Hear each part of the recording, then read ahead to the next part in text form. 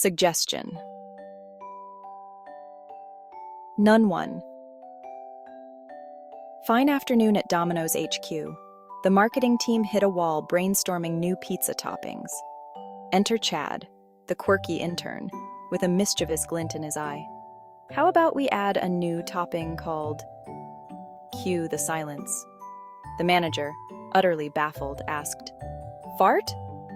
Why would anyone want a pizza topped with fart?"